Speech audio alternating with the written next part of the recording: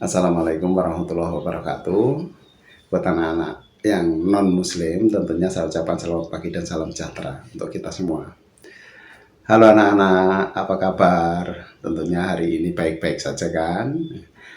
Pak Yono doakan semoga Tuhan memberikan kesehatan serta semangat kepada anak-anak untuk hari ini untuk mengikuti pelajaran pendidikan jasmani, olahraga, dan kesehatan. Baiklah anak-anak, sebelum pembelajaran PJOK kita mulai, mari kita berdoa menurut agama dan keyakinan kita masing-masing agar dalam pembelajaran ini anak-anak mudah menerima dan bisa mempraktekkan dengan baik. Berdoa menurut agama dan kepercayaan kita masing-masing. Mulai.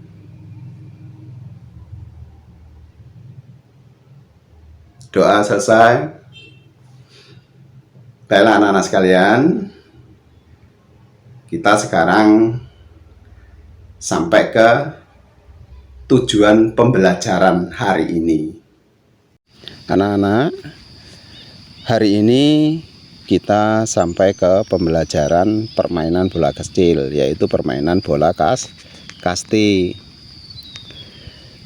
Tujuan pembelajaran hari ini tidak lain adalah yang pertama, setelah belajar diharapkan anak-anak dapat menjelaskan kembali peraturan permainan bola kasti. Kemudian tujuan yang kedua, anak-anak setelah belajar dapat bermain kasti bersama dengan teman-temannya di sekitar rumah anak-anak. Bermain kasti. Sebelum bermain kasti, tentunya anak-anak perlu mempelajari gerak dasar terlebih dahulu. Apa itu gerak dasarnya dalam permainan bola kasti? Satu diantaranya adalah gerakan melempar. Gerakan melempar di dalam permainan bola kasti ada 3 macam, yaitu 1. Melempar bola lambung atau tinggi. Yang kedua, melempar bola mendatar atau setinggi dada. Yang ketiga, melempar bola menyusur tanah. Coba perhatikan gambar. Ini contoh melempar bola melambung tinggi. Nah, ini contoh melempar bola mendatar atau setinggi dada. Berikutnya, melempar bola menyusur tanah. Gerak dasar yang kedua, menangkap bola. Gerakan menangkap bola ada 3 macam juga. Yang pertama, menangkap bola lambung atau tinggi. Yang kedua, menangkap bola mendatar. Yang ketiga, menangkap bola menyusur tanah. Coba perhatikan kembali. Ini cara menangkap bola lambung. Kemudian ini cara menangkap bola mendatar. Terus ini menangkap bola menyusur tanah.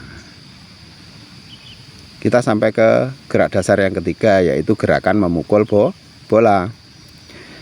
Gerakan memukul bola juga ada 3 macam. Yang pertama, pukulan bola lambung atau tinggi. Yang kedua, pukulan mendatar. Yang ketiga, pukulan menyusur tanah.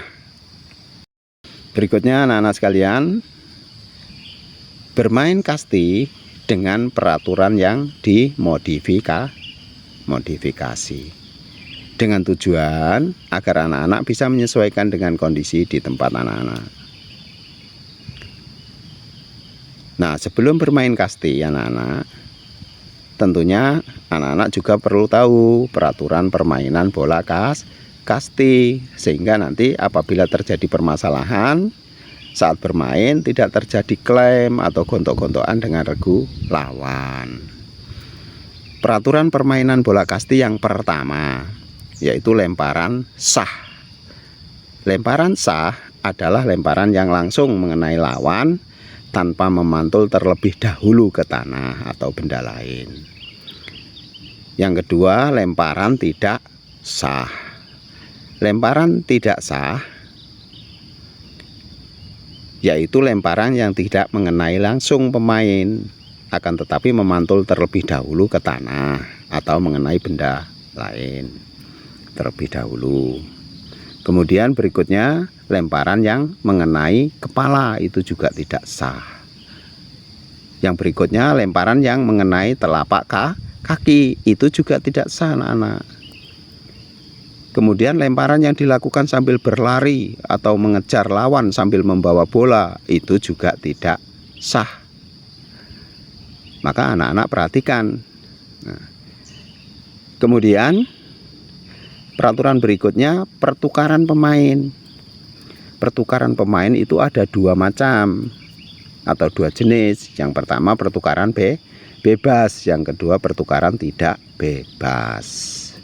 Pertukaran bebas itu apa? Yaitu pertukaran yang terjadi saat penjaga dapat menangkap bola sebanyak 3 kali, maka terjadi pertukaran bebas.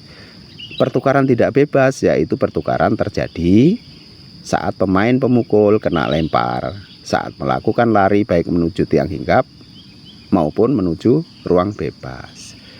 Dan seketika itu si pelari yang kena lempar itu diperbolehkan mengambil bola untuk melempar kembali kepada regu lawan. Maka itu yang dinamakan pertukaran tidak bebas, anak-anak. Kemudian yang berikutnya nilai. Nah, di dalam permainan tentunya anak-anak ingin mendapatkan nilai.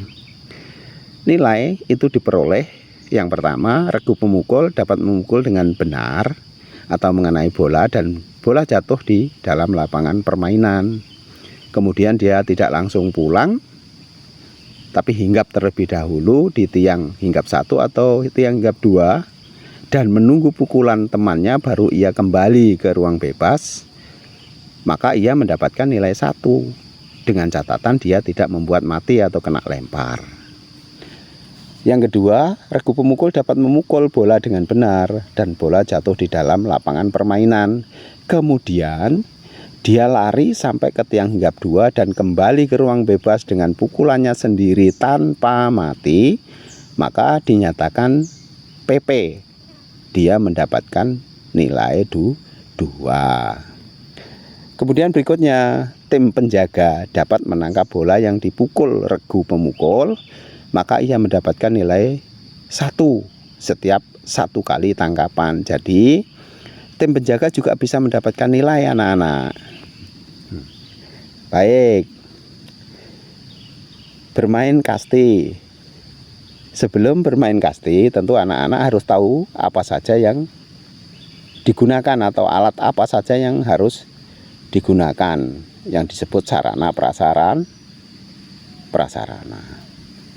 Sarana prasarana permainan bola kasti: 1. Bola kasti. 2. Pemukul dari kayu. Yang ketiga, tiang hinggap setinggi 1,5 meter yang terbuat dari bambu atau kayu. 4. Lapangan berbentuk 4 persegi panjang dengan ukuran 30 meter kali 60 meter. Berikut adalah gambar lapangan kasti. Silahkan anak-anak perhatikan bentuk dan ukurannya.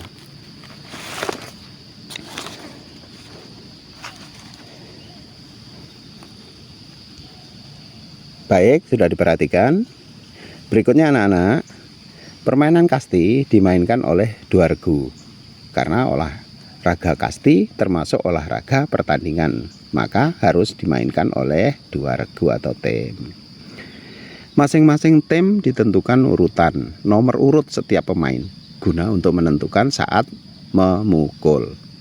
Kemudian tos atau undian menentukan 1 regu sebagai tim pemukul dan 1 regu sebagai tim penjaga. Setelah ditentukan tim mana yang harus jaga dan mana yang harus jadi regu pemukul, maka tim pemukul yang belum mendapatkan giliran memukul harus berada di ruang bebas.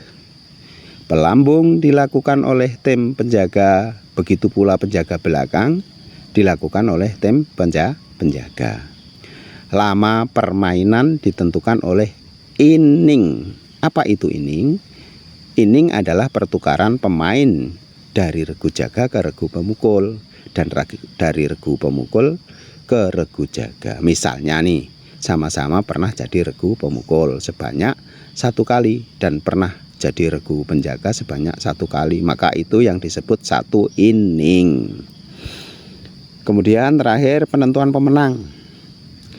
Setelah permainan berakhir, jumlah poin yang paling banyak di antara regu yang sedang bertanding, maka ia adalah sebagai pemenang. Demikian anak-anak sekalian, penjelasan tentang permainan bola kasti secara sederhana dengan singkat. Mudah-mudahan anak-anak bisa memahami apa yang Pak Guru sampaikan dan bisa mempraktekkan di rumah. Demikian tadi anak-anak penjelasan Pak Guru tentang pembelajaran hari ini. Walaupun hanya secara singkat, mudah-mudahan anak-anak bisa memahami. Kemudian jangan lupa tugas anak-anak yang pertama, silakan dipraktekkan apa yang anak-anak pelajari hari ini bersama teman-teman atau dengan orang tua. Kemudian yang kedua, tugas tertulis. Untuk mengisi tugas tertulis, silahkan buka link di bawah ini yang Pak Ino kirimkan. Kemudian setelah diisi semua, silahkan klik kotak yang bertulisan kirim di paling bawah. Sampai ketemu di pertemuan yang akan datang. Saya akhiri. Assalamualaikum warahmatullahi wabarakatuh.